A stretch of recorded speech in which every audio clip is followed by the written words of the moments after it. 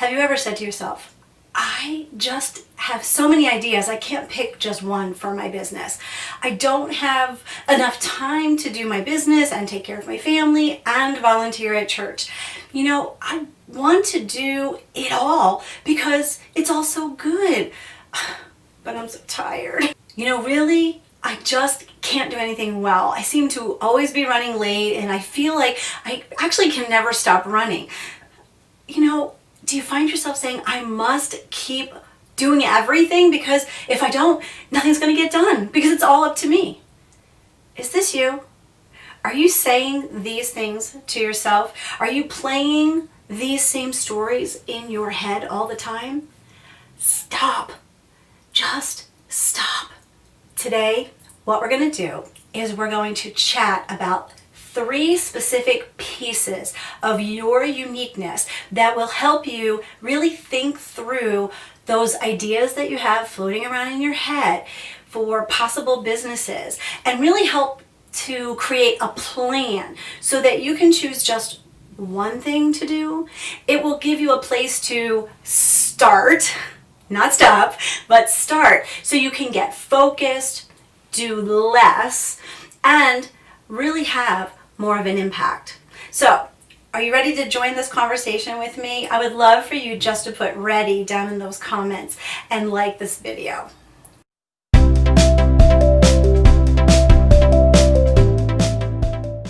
Hi there, this is DeneenTB, your clarity coach and Christian business growth strategist. Welcome to this video. I'm here every Tuesday to talk about what God wants you to do, what He has called you to do, and the business that He has designed for you. So make sure that you hit the subscribe button and also hit the bell. If you ring it, then you'll know when a video comes up every time there's a new one available. So, do you feel like your life is a bunch of pieces that seem to be in like this perpetual motion as you attempt to get it all done? So, are you filling up your time with things that you think you must do, things that you should do? And are you trying to please all these people because someone said to you, I thought of you, and that you would be perfect to do this. So you do just one more thing. Stop, stop, stop, stop. Oh, believe me, I was just like you, so much like you. I felt like I had so many great ideas and I could do a lot of things and I was good at all of the things that I did. I volunteered on missions committees. I taught children's ministry. I headed up drama at my very large church. I remember my life was so full of so many good things. So I thought. Because I thought as a Christian woman that I was supposed to do all of these good things. But really, I had no focus. And I felt like I was actually making very little impact. I felt like it was time to stop being, what do they call it, the jack of all trades and master of none, and really start to discover what God wanted me to do. You see, that's the lie of the enemy, that doing all the good things that we think we're supposed to be doing, it actually gives the enemy a foothold and allows him to distract us with all of the other good things that we could do. Because let's face it, you, me, as a Christian businesswoman, we're good at a lot of things. That's why we do what we do. But what happens when we allow that kind of thing to distract us? We end up doing really nothing well and not having the impact that I know you crave, because I crave it and I get you. We desperately crave that. We want to do more for God. So are you there? Are you in a place where you struggle to create the business that you love because you are so bogged down with so many outside things? And let's face it, those inside thoughts as well, right? About being unqualified, unequipped, unprepared to do it. So what you do is you just keep doing the next thing, the next good thing, the next opportunity that comes along, just to see if something will work, something will help you create the life that you really want for you and your family. If you feel this frustration, I want you to tell me how that frustration affects you. Put that down in the comments. How is this frustration of not having that clarity affecting you? What is that? Let me know down in the comments. We'd love to start that conversation. God has called you and me into the marketplace. And if He has called us and given us that desire to be in the marketplace, then that means two things. The first thing it means that for you, is that you need to stop thinking of all the volunteer opportunities at church. Stop thinking of them as being your responsibility, because you have a mission and you are serving God through your business. And the second thing, you can focus on how God designed you to create a business that you love, one that energizes you, one that attracts your ideal clients. How? By pulling together all of your pieces, all the pieces of you, and creating a beautiful mosaic of what God intended you to be. We're going to be looking at 3 things in this video that will help you begin to think through your own pieces. Okay, so we're going to stop right now and we're going to examine how God has already equipped you to do what He's asking you to do. So first thing, I want you to think about this. The first piece is I want you just to kind of listen to yourself for a moment, okay? What is the one thing that you would love to do above anything else? It doesn't need to be industry specific right now. I just want you to think about it. For example, I love to teach, and I love everything that is included in teaching, from creating the lessons to planning the activities to actually implementing the plan, doing the lessons, and then watching the ahas that my students get. Tell me in the comments what your one thing is. What is that thing that you love? Is it sharing, helping, caring, supporting? Maybe it's teaching like me. Maybe it's loving or encouraging. What is it, that overall thing? Now, from this one thing, I want you to think about your life. Think about where you have demonstrated this particular thing in your life. What volunteer opportunities have you had? Or what things have you done where this word comes into play? For me, because of teaching, it can be really obvious because, first of all, I was a full-time teacher, so I did it as a profession. But I've also taught Sunday school classes for children.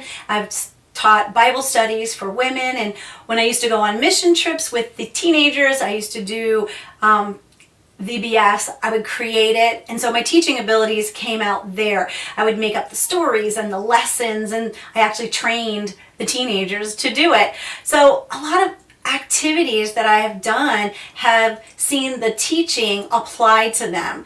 And when I first got into business, I actually did that as well, because I started by doing workshops and teaching the concepts. Did you write it down? Did you write down your one word that you came up with, that you have demonstrated again and again and again in your life? Didn't know you were going to need paper, right? Write it down. Okay, now for the second piece that we're going to look at. The second part is as an entrepreneur and a business owner, you need to have focus on what is truly important in your life and your work inside of those things that are important, right? And this is an important piece to help you really stand out in whatever industry you end up choosing for yourself in business. So I want you to think about, and if you have paper and pencil, go ahead and write it down. Think about, what are those things that are important to you? You can quickly jot down probably 3 to 5 of them, things that are important to you. You may think about tangible things first, like your family or God or your health. And then you may move into some more abstract things and concepts like peace, generosity, loyalty. What immediately comes to mind, I want you to write it down. when I ask you this, what is important to you? I want you to put at least one of your words in the comments for me. I'll know what it is. I'll know what you're talking about if you just put the word. Or you could put, this is important to me, whatever you want to do. In the Calling Clarity program, I have women come up with their actual top 5 things that are important to them, and we call it a values assessment. And these are really non-negotiables, because when you are working inside of your values, those things that are important to you, you actually have more freedom. You have more energy, and things come easily to you. One of my important words is creativity. So how does creativity show up in my life and in my business? Well, if something does not give me that creative outlet, I just don't want to do it. This was true when I was even in direct sales and I was having parties. I actually turned that party plan into journaling workshops. So I didn't do it the same way all the time. It was true when I wrote and directed the Christmas productions at my church, and it's true now in coming to you each week here on video with new ways to look at how God has really designed you so you can serve Him through your work. So, in your notes, you're taking notes, right? I want you to write out 3 ways that you have seen each of these values, these things that are important to you, play out in your life and business. So the last piece that we're going to look at, that is number three, depending on your culture, is to think through something that you are really good at doing.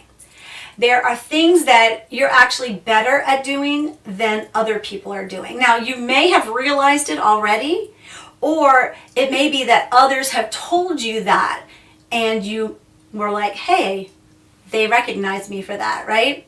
So what is it? It could be something as simple as you're good at organization, or you're good with numbers. You have that way in your head where you're good with numbers. Maybe you can speak in front of a crowd of people without that nervousness that most people get. Or maybe you can speak another language. Maybe you cook really, really well. Or maybe you're just a good listener. Anything that you can think of that you're good at that you may or may not have been recognized for. Put that in the comments. I would love to know, what are you good at? Tell me. I'm good at. Maybe you've realized it. Maybe others have told you, but now you believe it. Let me know in the comments. One thing I'm good at is being able to see a vision and then to break it down into those actionable steps. I think this is part of my organizational gene. I think it's part of who I am. I have actually seen this play out in my life over and over again. For example, I made the decision to go to college when I was in 2nd grade.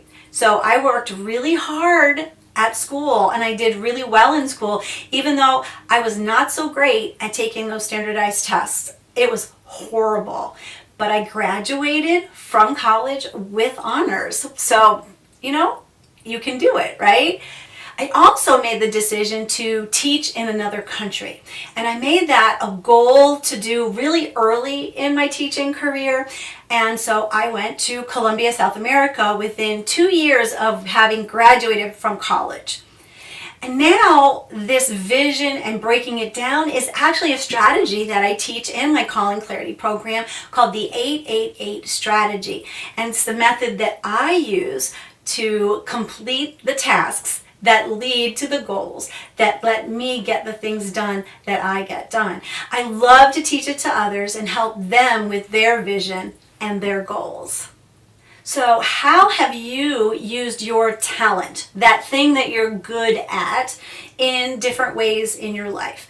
I want you to think through them and then ask yourself, how can I apply this to what God is asking me to do right now?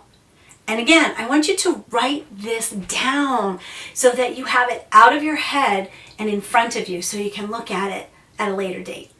God has given you a specific assignment, a calling, and it is specific to you because He has made you with all of your wonderful, wonderful pieces to really be the solution for someone else's problem. First responsibility that you have is to take time with him, this vertical relationship, and listen to him to really hear what he wants you to do. Not listen to all the should do's, must do's, or any of the other distractions from the enemy. So, I want to invite you to have a clarity conversation with me. We can share a cup of clarity, I know, pun intended, to see if, one, you are ready to stop doing all the things. We can talk about that. And two, you're ready to start doing what God is asking you to do. And three, to really see if you're ready for the Calling Clarity program and the focus that it's going to give you. Click in the link in the description below so that you can get your appointment today. You know, Jesus promised that our life with him would be easy. Matthew 11:30 in the NLT version says this, "For my yoke is easy to bear and my burden I give you is light." The MSG or Message version gives us even more to think about what this is really saying.